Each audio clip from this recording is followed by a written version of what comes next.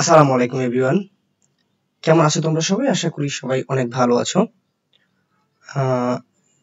Made war 47 days এই ব্যাচের আমরা কয়েকটা ক্লাস, সম্ভবত 2টা ক্লাস আমাদের মিস গেছে, যেটা হচ্ছে Z2।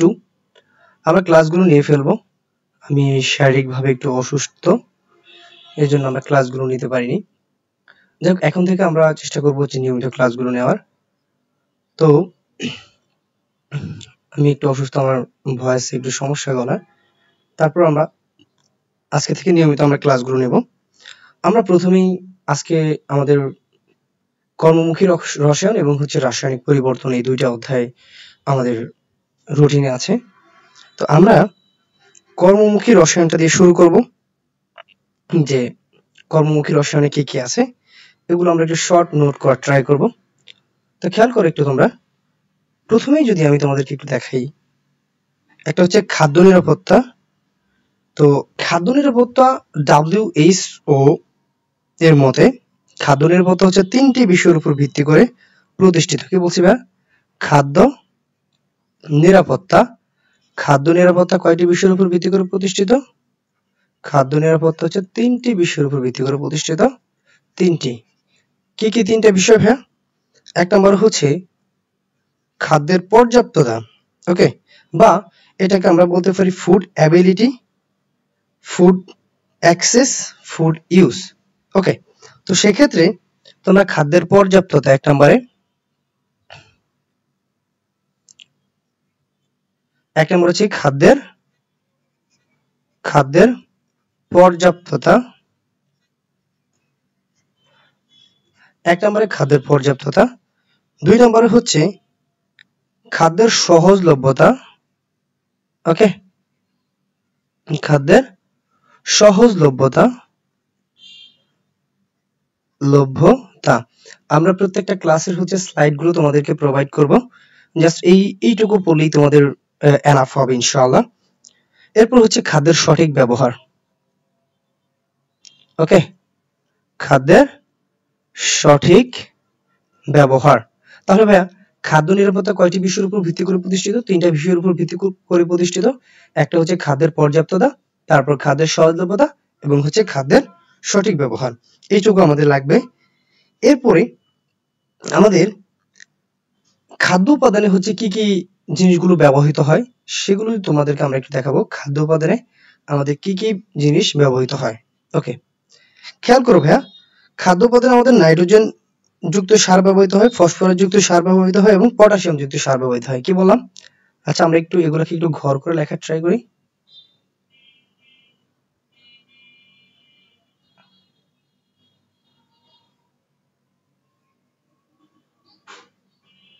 ওকে, তাহলে কি বললাম?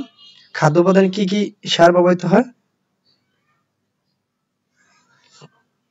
খাদ্য উপাদানে আমাদের একটা হচ্ছে নাইট্রোজেন যুক্ত সার ব্যবহৃত হয়। কি? নাইট্রোজেন যুক্ত সার। ওকে, এরপর ব্যবহৃত ফসফরাস, ফসফরাস যুক্ত সার ব্যবহৃত হয়, ফসফরাস যুক্ত সার। আচ্ছা, আর কি ব্যবহৃত হয়? আর হচ্ছে আমাদের পটাশিয়াম, পটাশিয়াম যুক্ত সার ব্যবহৃত হয়। ওকে, এখন ভাইয়া খেয়াল করো, নাইট্রোজেন যুক্ত সারগুলা কি কি হইতে পারে? নাইট্রোজেন যুক্ত সার হইতে পারে তোমার অ্যামোনিয়াম নাইট্রেট, যেমন NH4NO3, এটা হচ্ছে অ্যামোনিয়াম নাইট্রেট, এবং ব্যবহৃত হইতে পারে কি? Ammonium sulphate. ওকে, তাহলে কি কি ব্যবহৃত হইতে পারে? অ্যামোনিয়াম নাইট্রেট, এরপর হচ্ছে অ্যামোনিয়াম সালফেট। ওকে, অ্যামোনিয়াম সালফেট। আচ্ছা, এরপরে তোমার ফসফরাস যুক্ত কি সার ব্যবহৃত হইতে পারে? টিএসপি। ওকে, ফসফরাস যুক্ত সার ব্যবহৃত হইতে পারে টিএসপি, মনে রাখবা এইভাবে, টিএসপি। তারপর হচ্ছে ডিএপি, ডিএপি মানে কি ভাইয়া? Die ammonium phosphate. ওকে, এরপর হচ্ছে ক্যালসিয়াম সুপার ফসফেট, যেটাকে আমরা এসপি দ্বারা আইডেন্টিফাই করব, এসপি ব্যবহৃত হইতে পারে। তো এই সারগুলো ব্যবহৃত হইতে পারে। আর পটাশিয়াম যুক্ত সারগুলো হচ্ছে KCl বা মিউরেট অফ পটাশ, এবং হচ্ছে পটাশিয়াম নাইট্রেট, যেটাকে আমরা KNO3 দ্বারা আইডেন্টিফাই করি, ঠিক আছে, পটাশিয়াম নাইট্রেট, যেটা হচ্ছে কি ভাইয়া KNO3। এই সারগুলা ব্যবহৃত হতে পারে। এখন কথা হচ্ছে ভাইয়া আরেকটা জিনিস এখানে লাগবে, সেটা হচ্ছে এরা আসলে মূলত কে কি কাজে উপকৃত হয়, মূলত কে কোন কাজটা করে। খেয়াল করবো ভাইয়া, এই জিনিসটা মাথায় রাখবে একটু, যে উদ্ভিদের বৃদ্ধিতে কি বলছি ভাইয়া, নাইট্রোজেন যুক্ত যে সার আছে এগুলোর কাজ হলো কি উদ্ভিদের বৃদ্ধিতে সহায়তা করে, ডিরেক্ট উদ্ভিদের বৃদ্ধি কি করে, উদ্ভিদের বৃদ্ধি ঘটায়। আর যারা হচ্ছে ফসফরাস যুক্ত সার এরা হচ্ছে উদ্ভিদের মূলের বৃদ্ধি ঘটায়, ওকে, মূলের বৃদ্ধি ঘটায়। আর যারা হচ্ছে পটাশিয়াম যুক্ত সার এরা হচ্ছে ফুল এবং ফল ধারণে সহায়তা করে, উদ্ভিদের কি করে, ফুল কমা ফল ধারণে সহায়তা করে, ওকে, ফুল এবং ফল ধারণে সহায়তা করে। ওকে, জাস্ট এই যে একটা টপিক, এই যে এইখান থেকে আমাদের সাধারণ যে কথাবার্তা আছে এই কথাবার্তাগুলো তোমরা একটু দেখবা। খাদ্য নিরাপত্তা 3টি বিষয়ের উপর ভিত্তি করে প্রতিষ্ঠিত। আর আমাদের খাদ্যে ব্যবহৃত যে সকল উপাদান, কি খাদ্যে ব্যবহৃত উপাদানগুলো মূলত কি কি এটা একটু দেখবা। খাদ্যে ব্যবহৃত উপাদান, খাদ্যে ব্যবহৃত, ওকে, খাদ্যে ব্যবহৃত উপাদান। তো এই স্লাইডটা একটু দেখবা, এইটা পড়লে মোটামুটি তোমার এই সাধারণ কথাবার্তা যা আছে এগুলো শেষ হয়ে যাবে ইনশাআল্লাহ। আচ্ছা, এরপরে আমরা কি করব, খেয়াল করো, এখন আমাদের যে খাদ্য সংরক্ষণের বিভিন্ন পদ্ধতি বা কৌশল রয়েছে, ঠিক আছে। তো খাদ্য সংরক্ষণ যে পদ্ধতি কি বলছি ভাইয়া, খাদ্য সংরক্ষণের পদ্ধতি, খাদ্য সংরক্ষণের পদ্ধতি সমূহ বা কি কি পদ্ধতি আছে এই জিনিসটা নিয়ে এখানে কথাবার্তা বলা আছে। ভাই খাদ্য সংরক্ষণের কয়েকটা পদ্ধতি আছে, কিছু আছে কৃত্রিম পদ্ধতি এবং কিছু আছে প্রাকৃতিক পদ্ধতি। তো তোমাদেরকে আমরা প্রথমেই খাদ্য সংরক্ষণের যদি আমরা কয়েকটা পদ্ধতি দেখাই, এর মধ্যে হচ্ছে একটা হচ্ছে খাদ্য শুষ্ককরণ পদ্ধতি। খাদ্য শুষ্ককরণ পদ্ধতি কি বলছি ভাই, শুষ্ককরণ পদ্ধতি, শুষ্ককরণ পদ্ধতি, ওকে। এই শুষ্ককরণ পদ্ধতি তোমাদের এখান থেকে জাস্ট জানতে হবে, এখানে যে পানির যে তোমার আয়নিক গুণফল আছে আমরা যেটাকে AW দ্বারা আইডেন্টিফাই করে থাকি, ঠিক আছে, পানির সক্রিয়তা, পানির সক্রিয়তা কি বলছি ভাই, পানি সক্রিয়তা, এই পানির সক্রিয়তাকে আমরা কি দ্বারা আইডেন্টিফাই করে থাকি, AW দ্বারা আইডেন্টিফাই করে থাকি। এখন এই যে পানির সক্রিয়তা আছে না, এই পানির সক্রিয়তার মানের উপর ভিত্তি করে আমাদের জিনিসটা হয়ে থাকে। যেমন পানির সক্রিয়তার মান যদি তোমার পানির সক্রিয়তার মানটা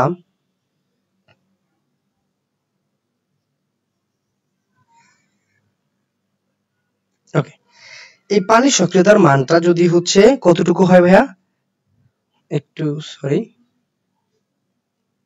পানির সক্রিয়তা AW, হ্যাঁ, এই AW এর মানটা যদি 0.90 অপেক্ষা বেশি হয়, কি 0.90 অপেক্ষা বেশি হয়, তাহলে এইটা মূলত হচ্ছে আমাদের ব্যাকটেরিয়া বৃদ্ধির জন্য উপকারী বা ব্যাকটেরিয়া বৃদ্ধির জন্য সহায়ক একটা পরিবেশ সৃষ্টি করে, ঠিক আছে। খেয়াল করো কি বলছি, AW এর মানটা যদি এত 0.90 অপেক্ষা বেশি হয় তাহলে এটা কি করে, এটা হচ্ছে ব্যাকটেরিয়া মূলত এটা কি করে ভাইয়া, ব্যাকটেরিয়া বৃদ্ধির জন্য সহায়ক, কি ব্যাকটেরিয়া বৃদ্ধির জন্য, ব্যাকটেরিয়া বৃদ্ধি করা বা ব্যাকটেরিয়া বৃদ্ধির জন্য সহায়ক। আর এর মানটা যদি হচ্ছে AW এর মানটা যদি 0.88 অপেক্ষা বেশি হয় বা 0.88 অপেক্ষা বেশি হয়, তাহলে এটা হচ্ছে ছত্রাক জন্মাতে সহায়তা করে, ওকে, ছত্রাক জন্মাতে সহায়তা করে, ছত্রাক জন্মাতে সহায়তা করে। আবার AW এর যে মানটা আছে, এই AW এর মানটা যদি এর মানটা যদি 0.80 অপেক্ষা বেশি হয়, তাহলে এটা আমাদের সরি, এটা একটু ভুল লিখছি এখানে, এই যে এটা এটা আসলে ছত্রাক জন্মানোর জন্য সহায়তা করে না, ভুল মনে রাখবা। এটা হচ্ছে ইস্ট জন্মাতে সহায়তা করে, কি 0.88 যেটা সেটা হচ্ছে ইস্ট জন্মাতে সহায়তা করে, ইস্ট জন্মাতে সহায়তা করে। আর 0.80 যেটা আছে এইটা মূলত হচ্ছে আমাদের মূলত ছত্রাক জন্মাতে সহায়তা করে। ওকে, আচ্ছা এখন এই জিনিসগুলো আমাদের একটু মনে রাখতে হবে, ঠিক আছে ভাইয়া। আর খাদ্যবস্তু যদি কৌটাজাত করতে চাই আমরা কি করি, কৌটাজাত করতে চাই, কৌটাজাত করতে আমাদের AW এর একটা মান থাকবে, সেটা হচ্ছে এটার মানটা 0.6 অপেক্ষা কম। AW কত হবে, 0.6 অপেক্ষা কম হবে। ওকে, এটা হচ্ছে মূলত আমাদের খাদ্য সংরক্ষণের পদ্ধতিতে আমাদের শুষ্ককরণ যে পদ্ধতিটা আছে এই শুষ্ককরণ পদ্ধতি। ওকে, এরপর আমাদের কি লাগতে পারে ভাইয়া, খেয়াল করো, এরপর হচ্ছে আমাদের খাদ্যবস্তুর শীতলীকরণ বা ফ্রিজিং। খাদ্যবস্তুর শীতলীকরণ বা ফ্রিজিং এর ক্ষেত্রে তোমরা মনে রাখবা কি, শীতলীকরণ, শীতলীকরণ, শীতলীকরণের ক্ষেত্রে তোমাদের কি কি লাগতে পারে, খাদ্যবস্তু শীতলীকরণের ক্ষেত্রে তোমরা মনে রাখবা যে 0 থেকে 4 ডিগ্রি সেলসিয়াস, 0 থেকে 4 ডিগ্রি সেলসিয়াস নিম্ন তাপমাত্রায় খাদ্যবস্তু কি করা হয়, 0 ডিগ্রি সেলসিয়াস থেকে 4 ডিগ্রি সেলসিয়াস তাপমাত্রার মধ্যে কি খাদ্য সংরক্ষণ করা হয়। ওকে,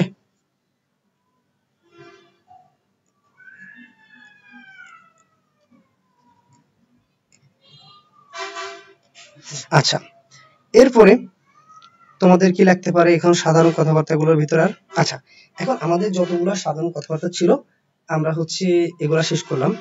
এখন আমরা হচ্ছে মেইন পড়ায় আমরা হচ্ছে প্রবেশ করব। এখন আমাদের কি লাগতে পারে দেখো ভাইয়া, আমাদের এখানে জাস্ট লাগবে হচ্ছে প্রিজারভেটিভস। কি বলছি ভাইয়া, ফুড প্রিজারভেটিভস। এই প্রিজারভেটিভস এর শ্রেণী বিভাগ। ওকে, প্রিজারভেটিভস এর শ্রেণী বিভাগ ভেরি ইম্পর্টেন্ট। এই টপিকটা খুবই গুরুত্বপূর্ণ, আমাদের ফুড প্রিজারভেটিভস এর শ্রেণী বিভাগটা খুবই গুরুত্বপূর্ণ। এখান থেকে আমাদের মূলত কি আসতে পারে খেয়াল করো ভাইয়া। এখান থেকে আমরা জাস্ট প্রথমে মনে রাখবো যে এই যে খাদ্য বা ফুড প্রিজারভেটিভস আছে, এই প্রিজারভেটিভস গুলো মূলত হচ্ছে দুই প্রকার। কত প্রকার ভাইয়া, দুই প্রকার। ফুড প্রিজারভেটিভস হচ্ছে মূলত দুই প্রকার। আচ্ছা, এই দুই প্রকারকে, এক প্রকারকে আমরা বলতে পারি প্রাকৃতিক ফুড প্রিজারভেটিভস, প্রাকৃতিক ফুড প্রিজারভেটিভস।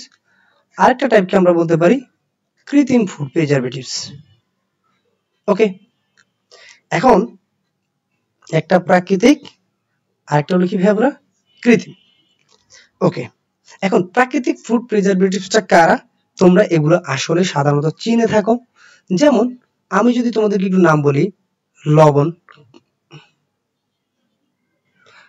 কি খাদ্য লবণ, খাদ্য লবণ তোমরা চিনো। এরপর যদি বলি চিনি, হ্যাঁ এটাও তোমরা চিনো। এরপরে হলুদ, এরপর ধরো হচ্ছে ভিনেগার। তো এগুলো হচ্ছে মূলত আমাদের প্রাকৃতিক ফুড প্রিজারভেটিভস, এগুলো তোমরা সাধারণত দেখা মাত্র চিনবা। তো এই টাইপটা আমাদের পড়ার মূল উদ্দেশ্য না, এটা আমাদের পড়ার দরকারও নেই। আমাদের মূলত পড়তে হবে কি ভাইয়া, এই যে কৃত্রিম যে ফুড প্রিজারভেটিভসটা আছে, এই কৃত্রিম ফুড প্রিজারভেটিভসটাকে আমরা আবার 3 ভাগে ভাগ করতে পারি। কয় ভাগে ভাগ করতে পারি, 3 ভাগে ভাগ করতে পারি। খেয়াল করো ভাইয়া, কি কি ভাগে আছে কৃত্রিম ফুড প্রিজারভেটিভসটা। ধরো 1 নম্বরে তোমরা ভাবো হচ্ছে অ্যান্টি মাইক্রোবিয়াল। কি বলছি ভাইয়া, অ্যান্টি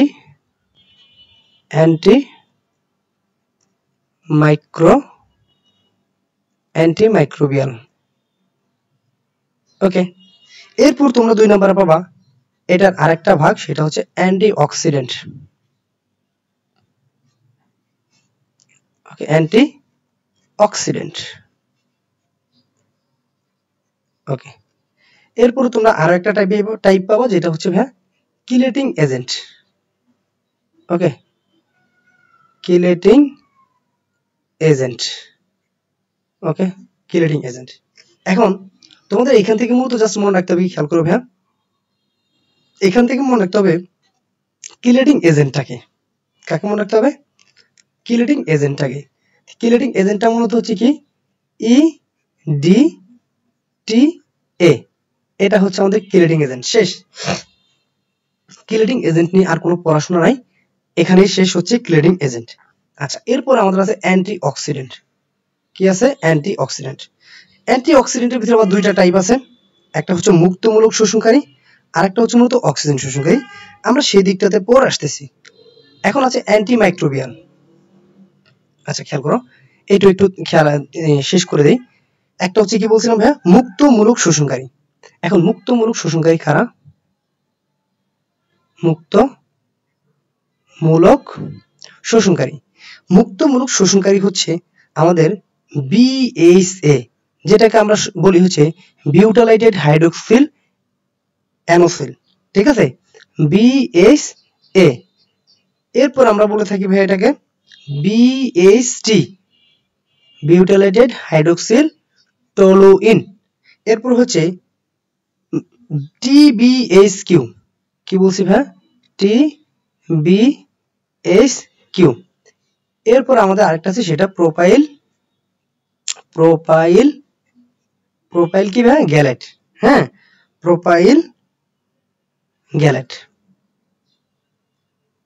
ওকে, তাহলে এইটা হচ্ছে আমাদের মুক্তমূলক শোষণকারী অ্যান্টিঅক্সিডেন্ট। আরেকটা অ্যান্টিঅক্সিডেন্ট আছে যেটা হচ্ছে অক্সিজেন শোষণকারী। কি বলছি ভাই? অক্সিজেন শোষণকারী। ওকে, অক্সিজেন শোষণকারী মূলত কোনটা? খেয়াল করে, অক্সিজেন শোষণকারী কোনটা?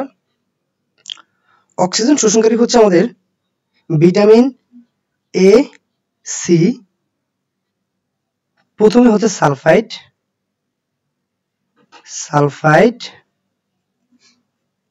এরপর হচ্ছে ভিটামিন এ, সি।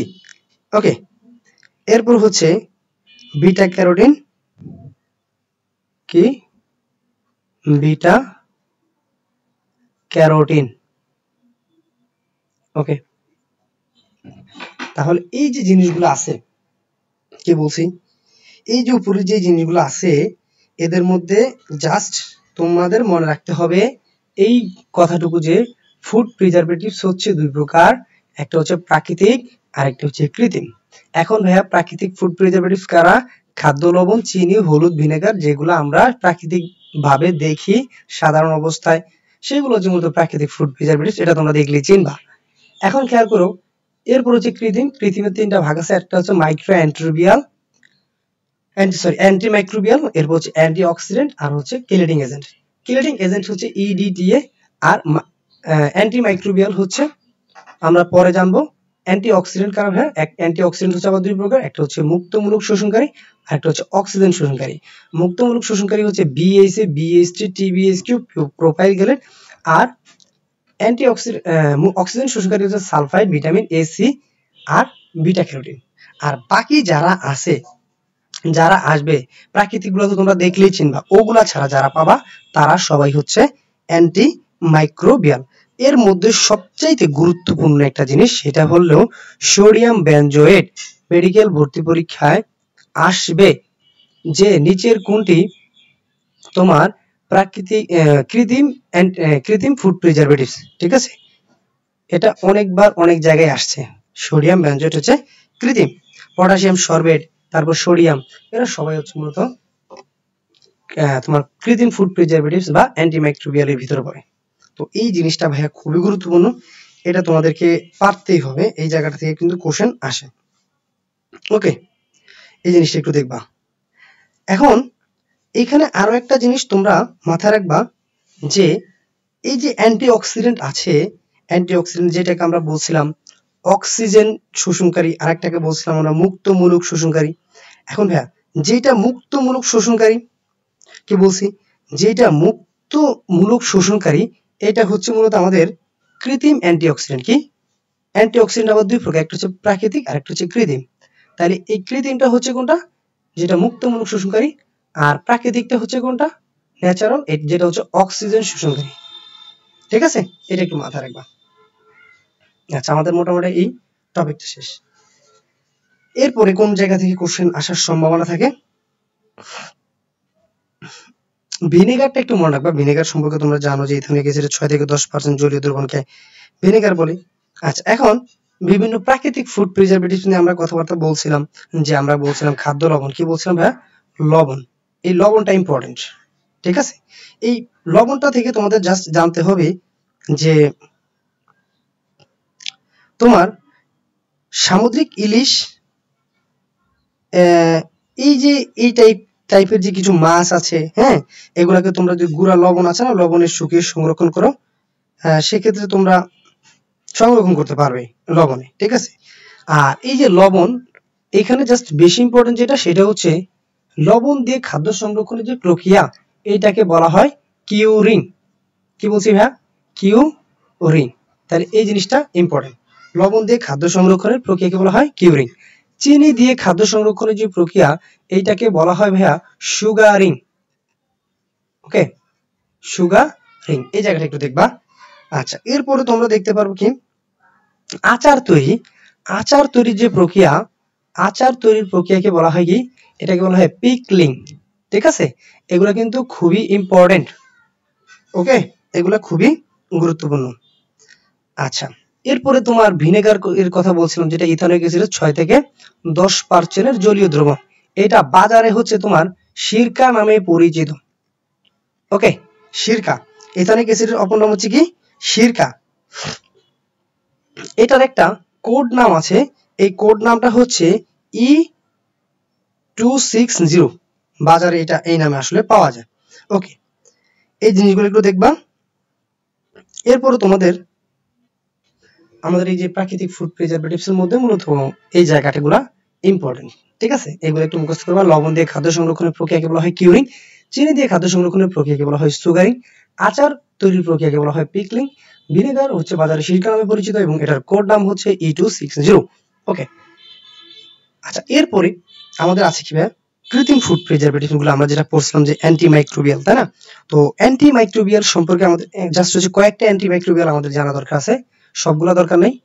আচ্ছা, অ্যান্টিমাইক্রোবিয়াল কয়েকটা জানা দরকার আছে। ওকে, অ্যান্টিমাইক্রোবিয়াল আমরা আগে বলছিলাম যে ওই যে তোমার আমি যেগুলো দেখাইছিলাম যে অ্যান্টিঅক্সিডেন্ট, হ্যাঁ, অ্যান্টিঅক্সিডেন্ট, তারপর হচ্ছে কিলেটিং এজেন্ট, এই দুটো তো আমরা দেখাইছি, তাই না? ওগুলা ছাড়া যারা আছে তারা সবাই কিন্তু অ্যান্টিমাইক্রোবিয়াল। ঠিক আছে, এখন আমাদের এই অ্যান্টিমাইক্রোবিয়ালের ভিতরে কয়েকটা অ্যান্টিমাইক্রোবিয়াল আমাদের জানা দরকার আছে। কি কি এবং সেগুলো কি কি জানবো অ্যান্টিমাইক্রোবিয়ালের ভিতর থেকে?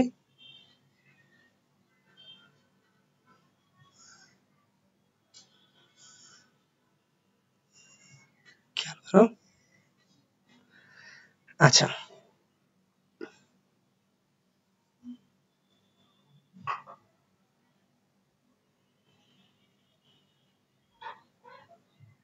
ওকে, খেয়াল করো ভাইয়া, আমাদের প্রথমে জানতে হবে সোডিয়াম বেনজোয়েট। ওকে, সোডিয়াম অ্যান্টিমাইক্রোবিয়ালের ভিতরে আমাদের জানতে হবে সোডিয়াম বেনজোয়েট সম্পর্কে, সোডিয়াম বেনজোয়েট। এখন এই যে সোডিয়াম বেনজোয়েট আছে, এইটার আমাদের জাস্ট মূলত জানতে হবে কি, আমাদের জানতে হবে এইটার তোমার অনুমোদিত যে মাত্রাটা আছে, এই অনুমোদিত মাত্রাটা জানতে হবে, আর এটার হচ্ছে সর্বোচ্চ মাত্রাটা জানতে হবে। তাহলে খেয়াল করো, নাম যদি আমরা একটু নাম দেই, আর হচ্ছে তোমার সর্বোচ্চ মাত্রাটা একটু দেই, সর্বোচ্চ ব্যবহৃত মাত্রা, আর হচ্ছে অনুমোদিত মাত্রা। আচ্ছা, সোডিয়াম বেনজোয়েটের সর্বোচ্চ মাত্রা যতটুকু পর্যন্ত আমরা ব্যবহার করতে পারি, এটা হচ্ছে 0.1%, এবং এটার বাজার ব্যবহৃত যে অনুমোদিত মাত্রা, এটা হচ্ছে ভাইয়া 200 ppm, সরি 200 কি ppm, যেটাকে আমরা বলি কি ভাইয়া পার্টস পার মিটার। যাই হোক, এরপরে তোমার হচ্ছে সোডিয়াম সরবেট, এগুলো একটু ইম্পর্টেন্ট, সোডিয়াম সরবেট।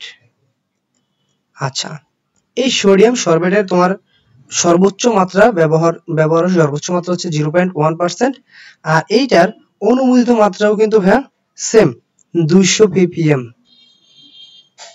ওকে, আচ্ছা এরপর থাকে আমাদের অ্যাসিটিক অ্যাসিড বা আমরা যেটাকে ভিনেগার নামে চিনি। এই ভিনেগারের ব্যবহারের সর্বোচ্চ মাত্রা হচ্ছে 6 থেকে 10%। ইথানিক অ্যাসিডের 6 থেকে 10% এর জলীয় দ্রবণ, এবং এটার তোমার এটা তোমার হচ্ছে এটা হচ্ছে 6 থেকে 10%। ওকে, এটার মূলত সর্বোচ্চ মাত্রা হচ্ছে ইথানিক অ্যাসিডের 6 থেকে 10%। এটার সর্বোচ্চ মাত্রাটা হচ্ছে অনুমোদিত মাত্রা। ওকে, আচ্ছা এরপরে তোমার যদি সালফাইডের কথা চিন্তা করো, SO2 সালফার ডাইঅক্সাইড বা সালফাইড লবণ, এই সালফাইড লবণের সর্বোচ্চ ব্যবহৃত মাত্রা হচ্ছে 200 ppm। তাহলে আমরা মোটামুটি এই জিনিসটা বুঝলাম যে অ্যান্টিমাইক্রোবিয়ালের ভিতরে কোনটার ব্যবহার এর মাত্রা কিরকম, ঠিক আছে। এরপর তোমরা যদি সাইট্রিক অ্যাসিডের কথা চিন্তা করো, সাইট্রিক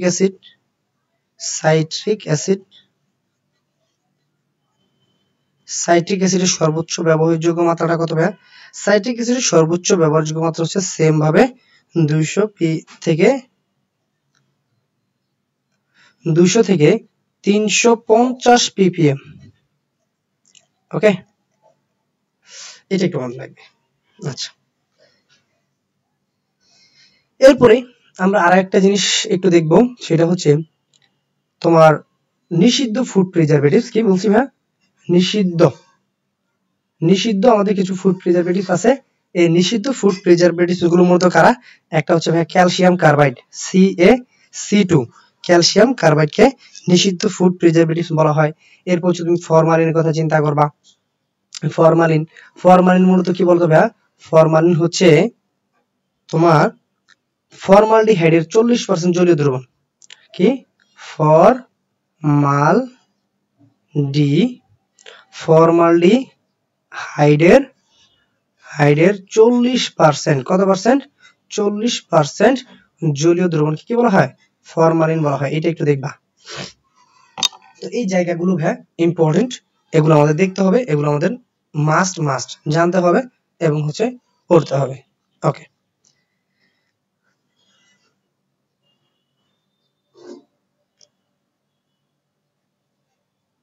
এরপরে আমাদের মোটামুটি আমাদের এটা শেষ হইলো।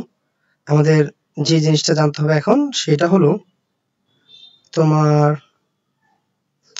কৌটাজাতকরণ বা ক্যানিং প্রক্রিয়া, খাদ্যবস্তু কৌটাজাতকরণ। কি বলছি? কৌটাজাতকরণ। আমরা খাদ্যবস্তু সংরক্ষণ প্রক্রিয়া একটু আগে শেষ করলাম, এখন আমাদের কৌটাজাতকরণ সম্পর্কে জানতে হবে। তো খেয়াল করো ভাইয়া, কৌটাজাতকরণ প্রক্রিয়া আমরা কয়েকভাবে সম্পন্ন করতে পারি। যেমন তুমি চাইলে হচ্ছে রোদে শুকিয়ে কৌটাজাত করতে পারো। ওকে, রোদে শুকিয়ে। ওকে, এরপর তুমি চাইলে ধরো লবণ চিনি আমরা যেটা বলছিলাম, এটাকে আমরা সুগারিং বা হচ্ছে তোমার কি বলা হয়, কিউরিং করে, ঠিক আছে, লবণ চিনির মাধ্যমে। এরপর তুমি যদি হচ্ছে আচার তৈরি করো, যেটাকে আমরা বলছিলাম পিকলিং করে তুমি ইয়ে করতে পারো। তো এইভাবে তোমরা আসলে মূলত কৌটাজাত করতে পারবা। এখন কৌটাজাতকরণের যে প্রক্রিয়াটা, এই কৌটাজাতকরণ প্রক্রিয়া আমাদের কি কি খাদ্য বস্তুতে কতটুকু ক্যানিং তরল প্রয়োজন হয় এবং এটাতে কতটুকু তাপমাত্রা প্রয়োজন হয়, এইটা আমাদের মূলত দেখতে হবে। তো আমরা ওই জায়গাটাতেই চলে যাই, ঠিক আছে।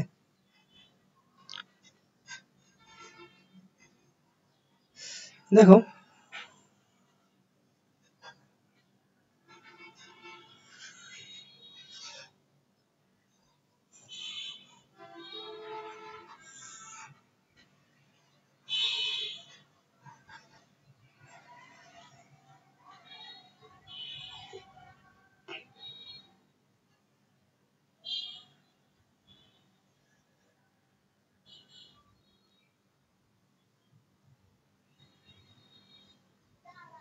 আচ্ছা, তো খেয়াল করো, আমরা যদি ভাই একটু খেয়াল করো, যদি আমরা দেখি খাদ্যবস্তু, ঠিক আছে, খাদ্যবস্তুর কথা চিন্তা করি যে কি কি খাদ্য আছে, খাদ্য, এরপর হচ্ছে তোমার ক্যানিং তরল, কতটুকু ক্যানিং তরল প্রয়োজন হবে, হ্যাঁ, ক্যানিং তরল। এরপর হচ্ছে ধরো যদি তাপমাত্রার কথা চিন্তা করি, কোনটার জন্য কতটুকু তাপমাত্রা প্রয়োজন হবে। তোমার আম, যদি আমরা আমের কথা চিন্তা করি, কি বলছি ভাই, আম। এরপরে আমের পর আছে ভাই আনারস, আম, তারপর হলো আনারস, আম, আনারস। এই দুইটার জন্য আমাদের ক্যানিং, যদি একটু ক্যানিং তরলের কথা চিন্তা করি, যেটা হচ্ছে 30 থেকে 40%, কত পার্সেন্ট, 30 থেকে 40% চিনির দ্রবণ লাগবে এটাতে, ঠিক আছে, 30 থেকে 40% চিনির দ্রবণ, ওকে, 30 থেকে 40% চিনির দ্রবণ লাগে হচ্ছে আম আর কি আনারস সংরক্ষণের ক্ষেত্রে। এবং সেক্ষেত্রে আমাদের একটা টেম্পারেচার থাকে যেটা হচ্ছে 85 ডিগ্রি সেলসিয়াস তাপমাত্রা। আর কাঁঠালের কথা যদি চিন্তা করো, কাঁঠালের ক্ষেত্রে আমাদের সরি এখানে কিন্তু আম, একটু ভুল করছি, তুমি চাইলে এটা এইভাবেও লিখতে পারো, আর একটা লাইন কমে যাবে, আম, আনারস, তারপর হচ্ছে কি ভাই কাঁঠালটাও তুমি এটার সাথে লিখতে পারো, আম, আনারস, কাঁঠাল, এই তিনটা জন্য সেম ক্যানিং তরল লাগবে এবং টেম্পারেচারও সেম থাকবে, ওকে। আচ্ছা, এরপরে তোমাদের আর এখান থেকে কি কি লাগতে পারে, তোমাদের এখান থেকে লাগতে পারে মাছ, মাংস, টমেটো লাগতে পারে, কি বলছি ভাই, টমেটো, টমেটোতে আমাদের যে ক্যানিং তরলটা প্রয়োজন হবে সেটা হচ্ছে 10% লবণ, 10% লবণ এবং 5% চিনি, ওকে। এখন তাপমাত্রাটা লাগবে, সেক্ষেত্রে আমাদের তাপমাত্রাটা লাগবে 85 ডিগ্রি সেলসিয়াস থেকে 90 ডিগ্রি সেলসিয়াস তাপমাত্রা লাগবে, ওকে। আচ্ছা, আরো কিছু ইম্পর্টেন্ট জায়গা আছে বা জিনিস আছে, যেমন আমাদের মাছ সংরক্ষণের ক্ষেত্রে এবং হচ্ছে মাংস সংরক্ষণের ক্ষেত্রে আমাদের কতটুকু কি প্রয়োজন হবে, মাছ প্লাস মাংস। এখন এই মাছ এবং মাংস এই দুইটা সংরক্ষণের ক্ষেত্রে আমাদের 2% লবণ লাগবে, কত পার্সেন্ট, 2% লবণ এবং 2% চিনি লাগবে বা চিনির দ্রবণ লাগবে, ওকে। আর এক্ষেত্রে আমাদের তাপমাত্রা হবে 85 ডিগ্রি সেলসিয়াস থেকে 100 ডিগ্রি সেলসিয়াস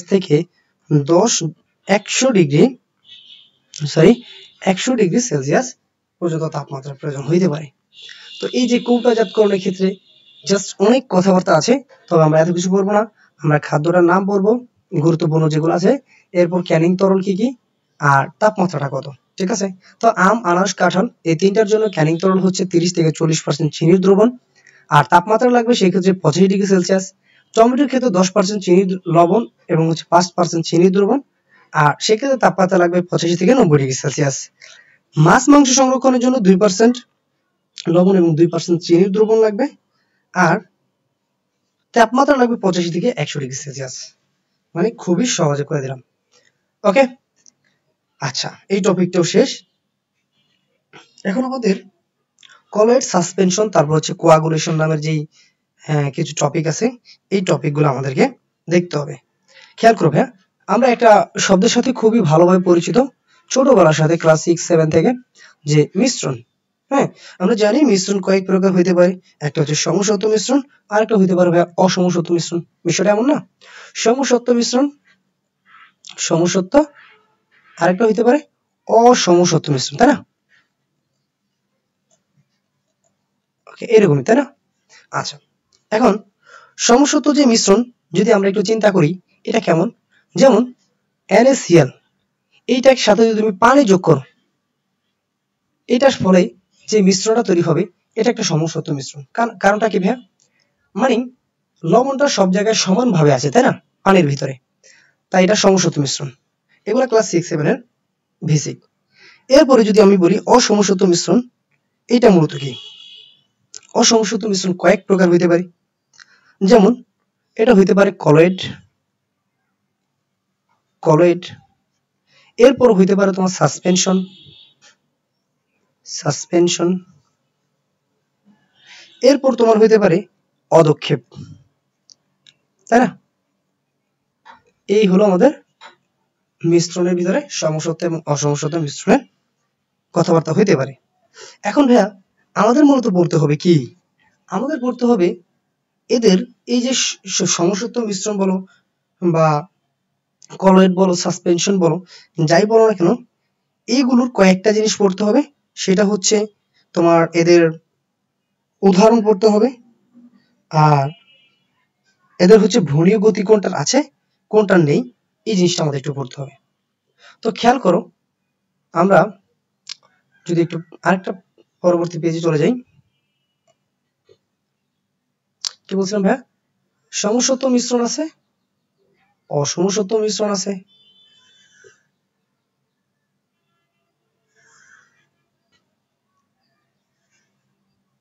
ওকে,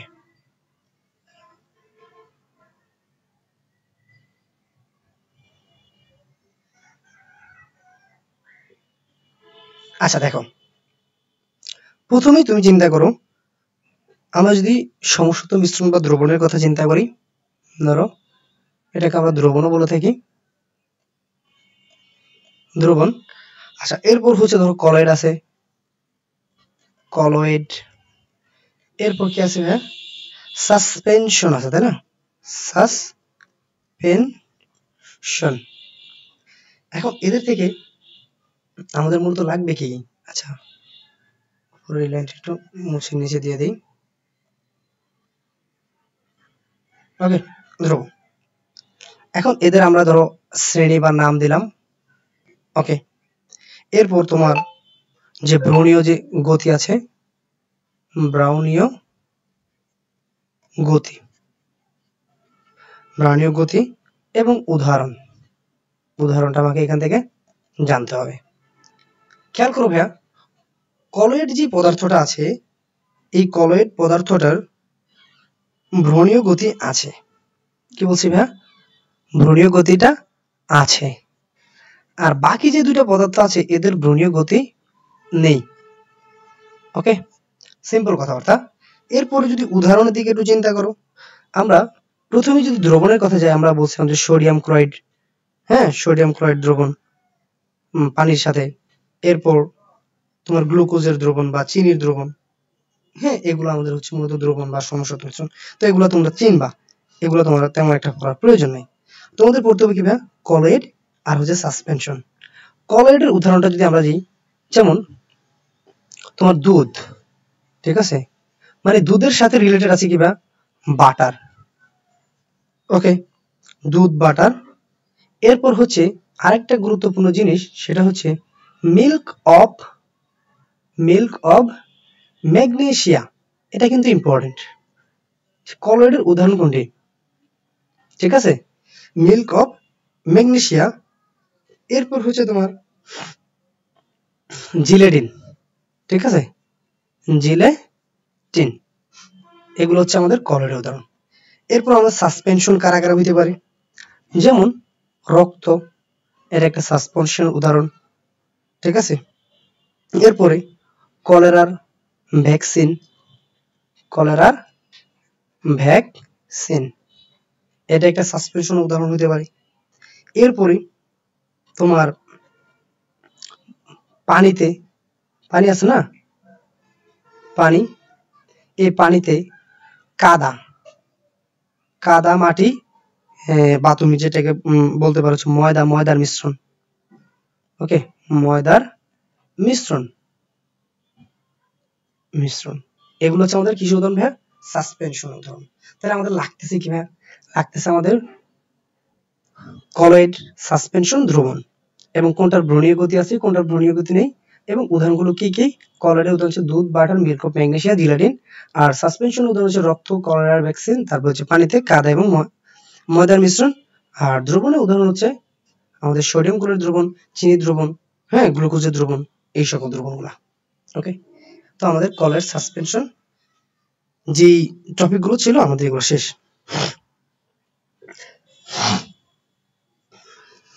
এখন খেয়াল করবে, কলয়েডের আরো কিছু কথাবার্তা আছে। কলয়েডের উদাহরণ নিয়ে বা কলয়েডের এ নিয়ে কিছু কথাবার্তা আছে। এখন কলয়েডের দুইটা অংশ থাকে। কি বলছি ভাই? কলয়েডের কয়টা অংশ থাকে? কলয়েডের দুইটা অংশ থাকে, দুটি অংশ। কি কি অংশ থাকতে পারে? খেয়াল করো, 1 নম্বরে কলয়েডের বিস্তারণ মাধ্যম থাকে আর একটা বিস্তারিত বস্তুকণা থাকে। এখন খেয়াল করবে, যেটার পরিমাণ বেশি, কি বলছি? পরিমাণ বেশি। পরিমাণ যদি বেশি থাকে সেটাকে বলবো বিস্তারণ মাধ্যম। ওকে, বিস্তারণ মাধ্যম। আর পরিমাণে যদি কম থাকে সেটাকে আমরা বলবো বিস্তারিত কণা। ওকে, বিস্তারিত কণা। এই জিনিসগুলো আমাদের একটু লাগবে, এবং এগুলো দিয়ে অনেক উদাহরণ, বিভিন্ন কথাবার্তা আছে, এগুলো আমাদের জানতে হবে। ঠিক আছে? আচ্ছা, দেখো আমাদের এখান থেকে কি কি জানতে হয়। যদি আমরা একটা চার্ট আছে আমাদের বইতে, ওই চার্টটা একটু ফলো করি, যে কলয়েড শ্রেণী আছে, ঠিক আছে? এই কলয়েড শ্রেণীগুলোর ভিতরে তোমার অ্যারোসল আছে, ফোম আছে, জেল বা ইমারসল আছে, তারপর সল আছে, এবং এদের হচ্ছে প্রকারভেদ আছে, প্রকারভেদে ভেদে কোনটা বিস্তারিত কণা, বিস্তারিত মাধ্যম, এবং এদের উদাহরণও আছে। তো খেয়াল করো,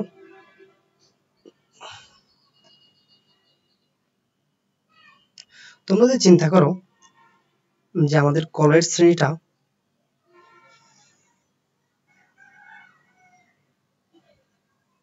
কলয়েড শ্রেণীতে কি কি আছে দেখো।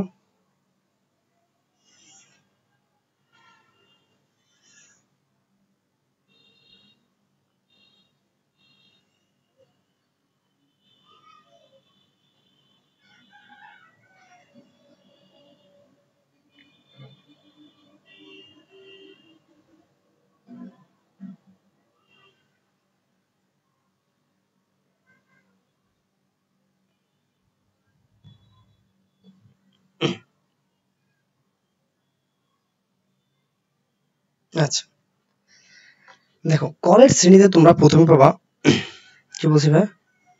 কলয়েড শ্রেণী। ওকে, এরপরে তোমার হচ্ছে প্রকারভেদ,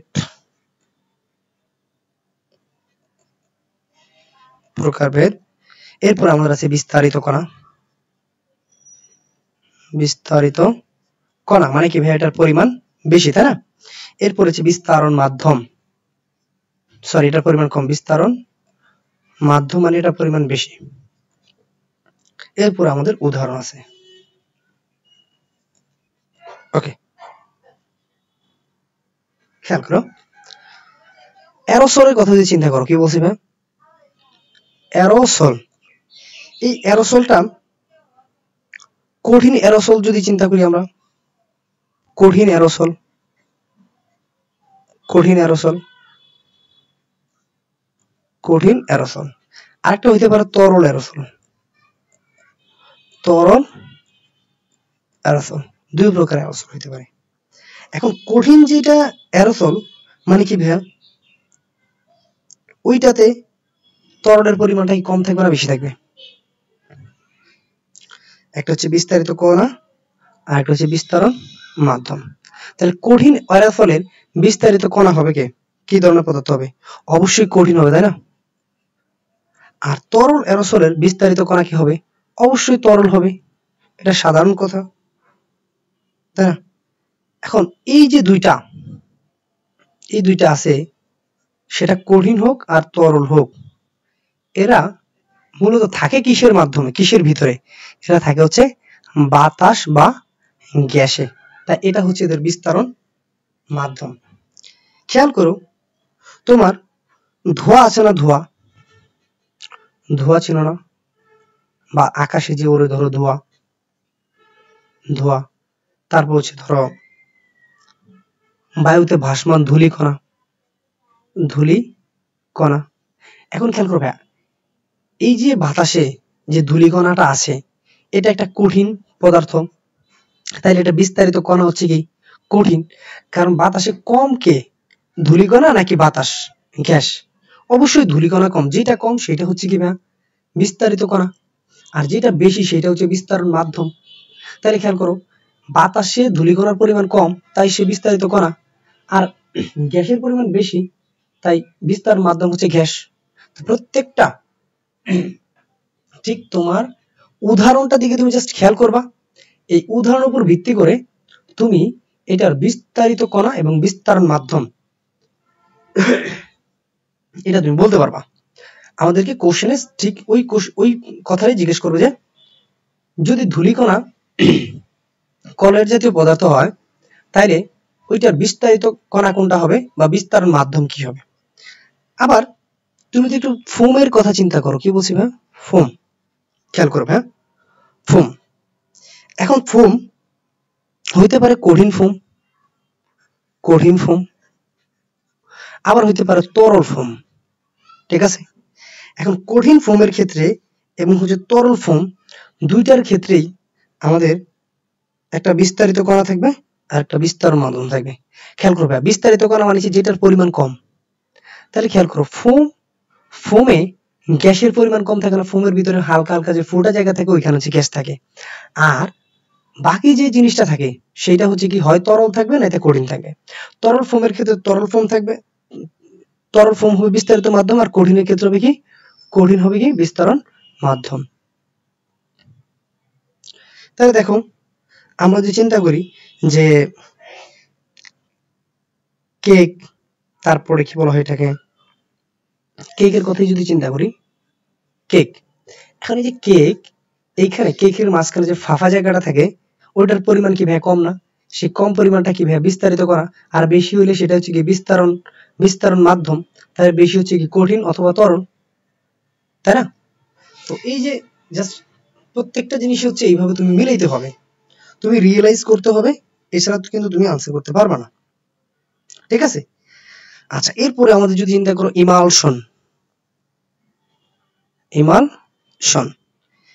এখন ইমালশনের ক্ষেত্রে বা আমরা যে জেলের কথা চিন্তা করি, ইমালশন বা জেল। খেয়াল করো ভাইয়া, এই ইমালশন যদি আমাদের প্রকারভেদটা যদি আমরা ধরি ইমালশন, আবার যদি আমরা জেল ধরি, সেক্ষেত্রে আমাদের বিস্তারিত কণা কি আসবে, বিস্তারিত কণা মানে যেটার পরিমাণ কম সেটা থেকে তরল, আর বেশি থাকে কি ভাইয়া তরলের জন্য থাকে। যদি ইমালশন হয় সেক্ষেত্রে আমাদের বিস্তারণ মাধ্যমটা তরল হয়, আর যদি জেল হয় বিস্তারণ মাধ্যমটা হয় কি কঠিন। কেমন ভাইয়া, চিন্তা করো দুধ, খেয়াল করো কি দুধ। এখন দুধে পানির পরিমাণ বেশি না, দুধ হচ্ছে একটা ইমালশন, ঠিক আছে। এটা তাহলে বিস্তারিত কণা হবে কি, বিস্তারিত কণাও তরল আর বিস্তারণ মাধ্যমও তরল, ঠিক আছে। আবার যদি তুমি ক্রিমের কথা চিন্তা করো বা ক্রিমের কথা চিন্তা করো, ক্রিম, এই ক্ষেত্রে আমাদের বিস্তারিত কণা হচ্ছে কি কম, ক্রিমে তরল কম থাকে, তাই বিস্তারিত কণা হবে তরল, আর বিস্তারণ মাধ্যম কি হবে অবশ্যই কঠিন হবে, তাই না? আচ্ছা, এরপরে তোমার সলের কথা যদি চিন্তা করো, সল কঠিন হইতে পারে, কঠিন সল হইতে পারে, আবার হচ্ছে তরল সল হইতে পারে, তাই না?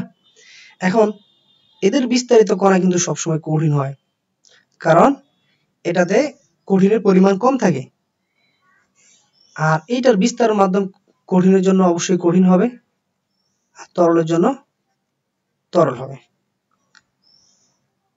ঠিক আছে। খেয়াল করো তোমার যে সংকর ধাতু, এটার ক্ষেত্রে আমাদের ইয়ের মাধ্যমটা হচ্ছে কঠিন, সংকর ধাতু। আবার যদি তুমি ঘোলা পানির কথা চিন্তা করো, কি ঘোলা পানি, সেক্ষেত্রে আমাদের বিস্তার মাধ্যম হয় তরল আর বিস্তারিত করা হয় কি কঠিন, সিম্পল।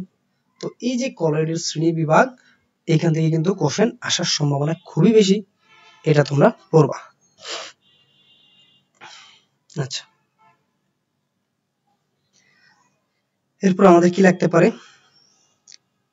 সাসপেনশন। সাসপেনশন আমরা পড়ছিলাম, সাসপেনশনের উদাহরণটা একটু ভালোভাবে মনে রাখবা। সাসপেনশন, খেয়াল করবে সাসপেনশনের কি কি উদাহরণ হতে পারে। সাসপেনশনের উদাহরণগুলো মূলত কি কি হতে পারে আমি তোমাদেরকে দেখাই। নাম্বার 1 হতে পারে রক্ত, রক্ত হইতে পারে। এরপর হইতে পারে তোমার কলেরার ভ্যাকসিন হইতে পারে, কলেরার ভ্যাকসিন, ভ্যাকসিন হইতে পারে। এরপর তোমার বেরিয়াম সালফেট এর মিশ্রণ হইতে পারে, ঠিক আছে, এগুলো আমাদের সাসপেনশন উদাহরণ হইতে পারে। এইটা আমাদের অন্ত্রের ইমাজিং কাজে ব্যবহৃত হয়, এই জিনিসের মনে রাখবে, অন্ত্রের ইমাজিং, অন্ত্রের ইমাজিং কাজে এটা ব্যবহৃত হবে। ওকে, আচ্ছা, এরপরে আরেকটা টপিক আছে, সেটা হচ্ছে কোয়াগুলেশন। কোয়াগুলেশন মনে রাখবা, দুধ থেকে ছানা, কি বলছি ভাইয়া, দুধ থেকে ছানা তৈরির যে প্রক্রিয়াটা, দুধ থেকে ছানা তৈরির প্রক্রিয়াকে, দুধ থেকে ছানা তৈরির প্রক্রিয়াকে কি বলা হয় ভাইয়া, প্রক্রিয়াকে কোয়াগুলেশন বলা হয়। ওকে, এটা মাথায় রাখবা। এরপরে আমাদের দুধের শতকরা সংযুতি দিয়ে আমাদের কোনো একটু কোশ্চেন থাকতে পারে।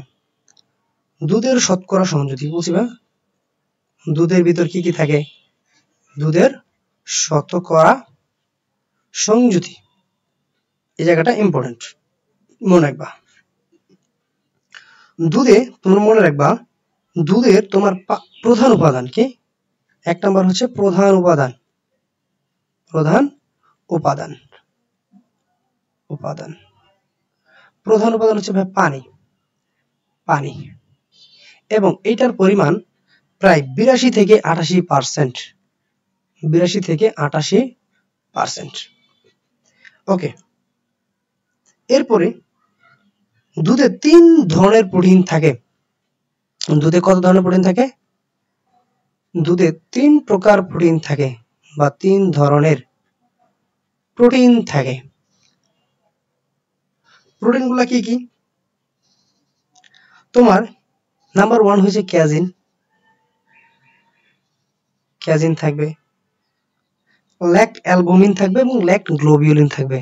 কি বলছি, ল্যাক্ট অ্যালবুমিন থাকবে।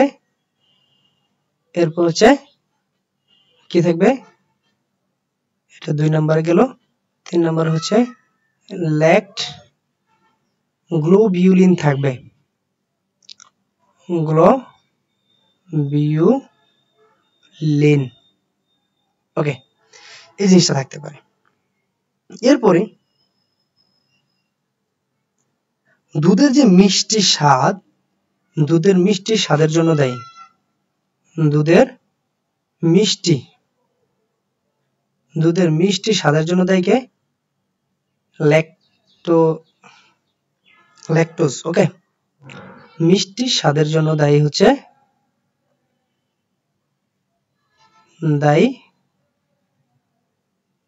ল্যাকটোজ বা ল্যাকটেস। আচ্ছা, যাই হোক, ল্যাকটোজ হচ্ছে দুধের মিষ্টি স্বাদের জন্য দায়ী।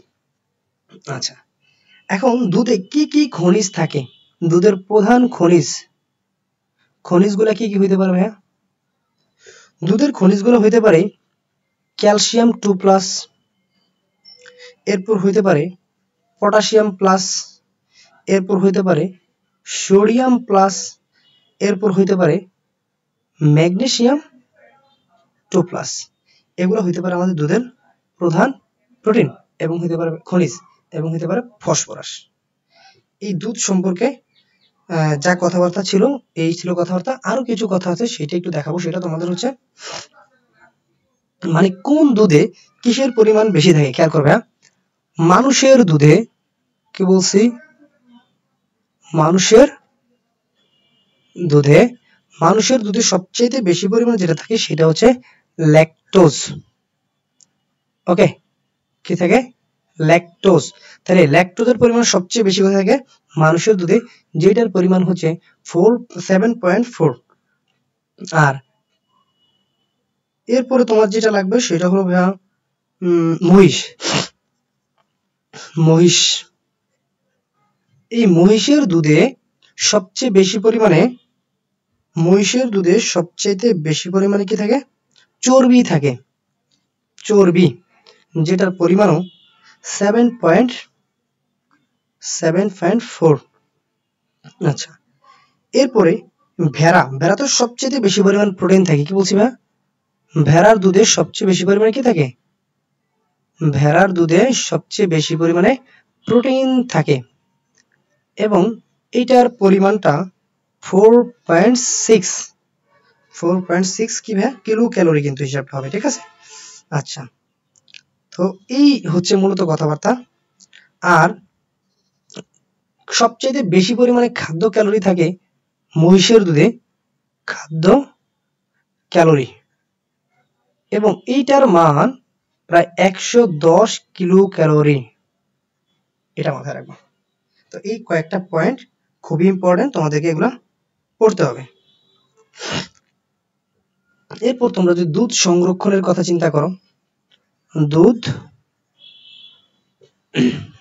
দুধ দুধ সংরক্ষণ। এখন ভাই দুধ সংরক্ষণের জন্য আমাদের কি কি পদ্ধতি থাকতে পারে? দুধ সংরক্ষণের জন্য সবচেয়ে ব্যবহৃত যে পদ্ধতি সেটা হচ্ছে পাস্তুরাইজেশন। এটা পড়তে হবে, পাস্তুরাইজেশন, এটা মাথায় রাখবা, ঠিক আছে? এখন খেয়াল করবে, এই যে পাস্তুরাইজেশন পদ্ধতিটা আছে, এটা হচ্ছে কি দুধ সংরক্ষণের পদ্ধতি বা পাস্তুরায়ন, এটা আমাদেরকে পড়তে হবে। আচ্ছা, এরপরে মাখন নিয়ে আমাদের পড়াশোনা করতে হবে। মাখন থেকে আমরা কি পড়বো? মাখন থেকে তোমরা জাস্ট এটা পড়বা, মাখন থেকে পানি মুক্তকরণ পদ্ধতি কি? মাখনকে পানি মুক্ত, মাখনকে পানি মুক্ত করার পদ্ধতি। আচ্ছা, মাখনকে পানি মুক্ত করার জন্য দুইটা পদ্ধতি আছে। এক নম্বর পদ্ধতি হচ্ছে এই যে পানি আছে এটাকে পুনঃ ধৌতকরণ। পুনঃ ধৌতকরণ মানে বারবার ধৌত করা, ধৌতকরণ। আচ্ছা, দুই নম্বর যে পদ্ধতিটা আছে সেটা হচ্ছে চাপ প্রয়োগ করে, চাপ প্রয়োগ করে দলিতকরণ। ওকে, দলিতকরণ, এটা হচ্ছে আমাদের মাখনকে পানি মুক্ত করার পদ্ধতি। এই জায়গাটা কিন্তু ইম্পর্টেন্ট, এটা একটু দেখবা। আচ্ছা, এরপরে কি আসতে পারবে? এরপর আমাদের হচ্ছে টয়লেট্রিজ।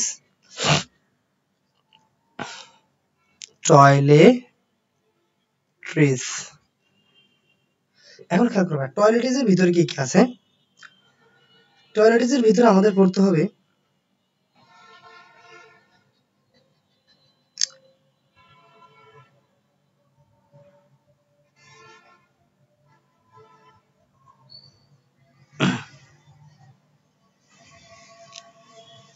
টয়লেট্রিজ ও পারফিউমারি।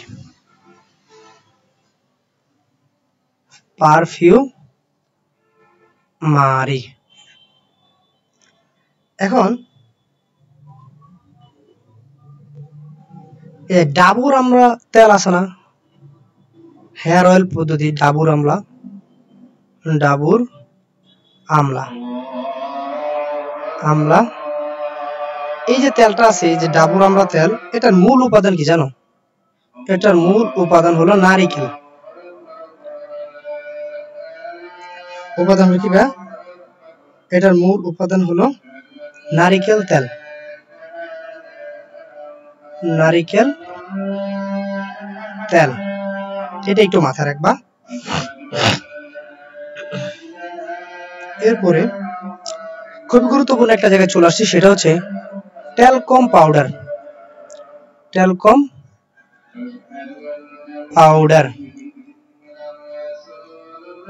ট্যালকম পাউডারের ভিতরে আমাদের যে জিনিসটা ইম্পর্টেন্ট সেটা হচ্ছে ট্যালকম পাউডারের তোমরা মনে রাখবে যে মূল উপাদান, মূল উপাদান ট্যালকম পাউডারের মূল উপাদান কি ভাই? ট্যালকম পাউডারের মূল উপাদান হলো ট্যাল্ক। কি বলছি? ট্যালকম পাউডারের মূল উপাদান হলো ট্যাল্ক। ওকে, ট্যালকম পাউডারের মূল উপাদান হলো ট্যাল্ক। আর এটাতে অ্যান্টিসেপটিক হিসেবে আরেকটা পদার্থ ব্যবহৃত হয়। অ্যান্টিসেপটিক হিসেবে কি ব্যবহৃত হয় ভাই? জিঙ্ক বা ম্যাগনেসিয়াম স্টিয়ারেট। জিঙ্ক বা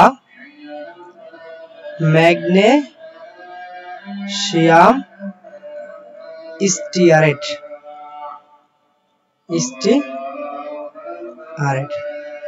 ট্যালকম পাউডারের মূল উপাদান হলো ট্যাল্ক, আর এটাতে জিঙ্ক বা ম্যাগনেসিয়াম স্টিয়ারেট হচ্ছে অ্যান্টিসেপটিক হিসেবে ব্যবহৃত হয়।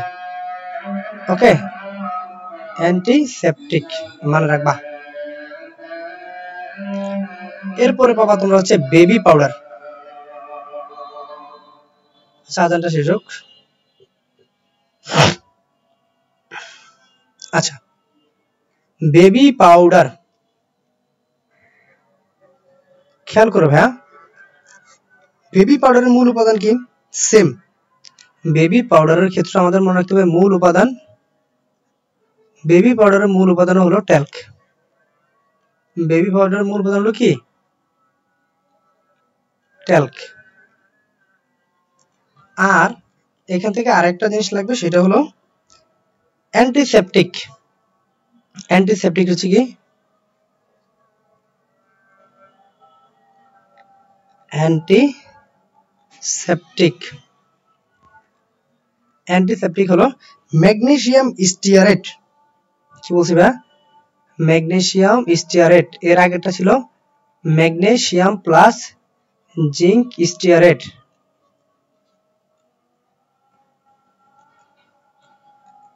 Magnesium stearate.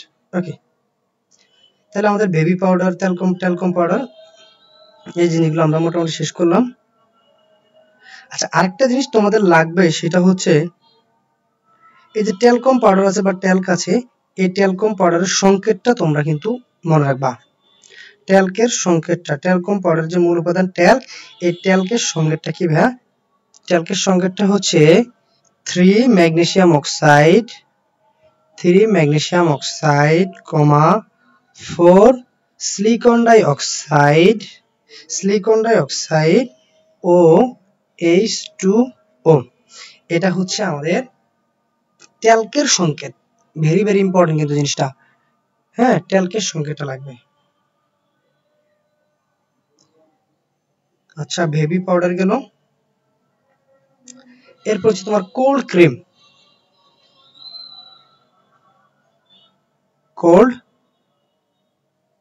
কোল্ড ক্রিম, দেখো ভাইয়া, কোল্ড ক্রিম বা লোশন আছে না, কোল্ড ক্রিম বা লোশন, এদের হচ্ছে আমাদের মূল উপাদান হিসেবে ব্যবহৃত হয় তরল প্রাফিন। মূল উপাদান,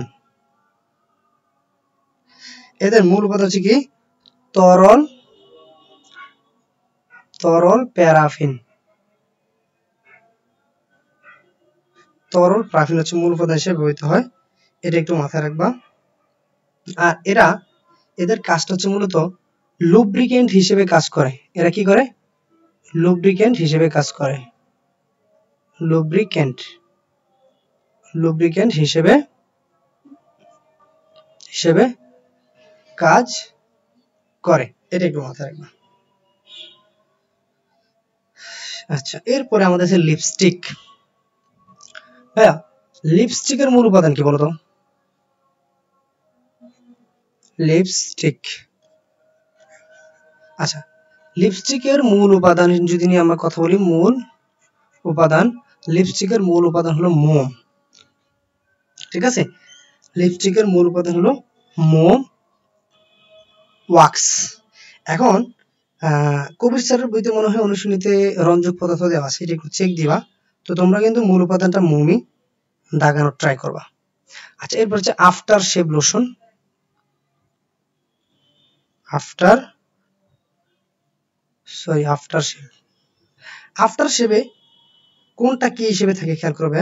অ্যান্টিসেপটিক হিসেবে থাকে ডিনেচার্ড অ্যালকোহল 14। কি অ্যান্টিসেপটিক হিসেবে কি থাকে?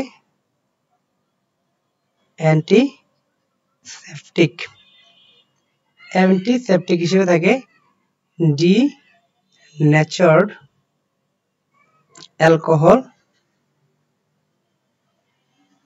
অ্যালকোহল 14।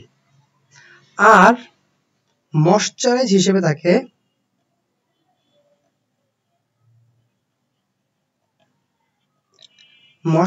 হিসেবে থাকে গ্লিসারিন। এগুলা ইম্পর্টেন্ট, গ্লিসারিন। আর সুগন্ধ বস্তু হিসেবে কি থাকে? সুগন্ধকারক বস্তু হিসেবে থাকে লবঙ্গ। সুগন্ধ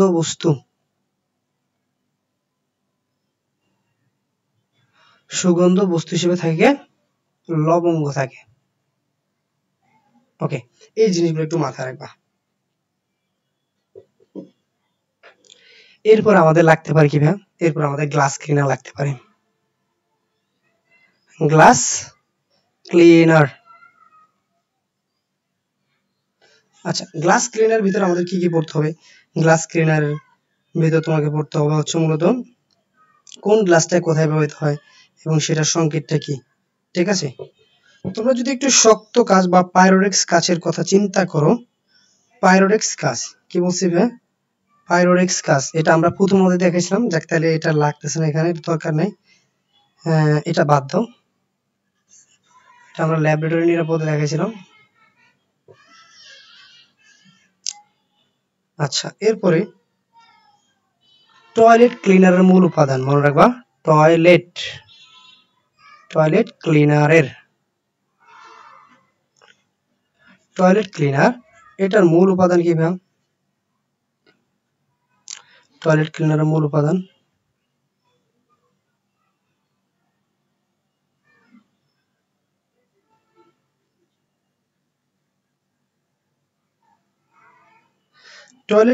মূল উপাদান হচ্ছে সোডিয়াম হাইড্রোক্সাইড বা কস্টিক সোডা।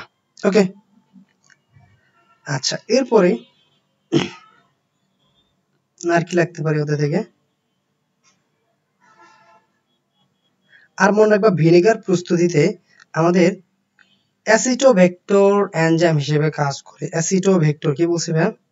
তোমার ইথানল থেকে অ্যাসিটিক অ্যাসিড যদি প্রস্তুত করতে চাও, ইথানল থেকে যদি অ্যাসিটিক অ্যাসিড প্রস্তুত করতে চাও, অ্যাসিটিক অ্যাসিড যদি প্রস্তুত করতে চাও, সেক্ষেত্রে একটা ভেক্টর হিসেবে কাজ করবে অ্যাসিটোভেক্টর। এটা মাথায় রাখবা, অ্যাসিটোভেক্টর প্রভাবক হিসেবে কাজ করবে। ওকে, তো এই হচ্ছে মোটামুটি আমাদের কর্মমুখী রসায়ন অধ্যায়ের পড়াশোনা। জাস্ট এইটুকু পড়লেই তোমাদের জন্য এনাফ হয়ে যাবে। তো এইটুকুই পড়বা, আশা করি আর পড়া লাগবে না, এতটুকুই পড়লেই এনাফ। তো ধন্যবাদ তোমাদের সবাইকে।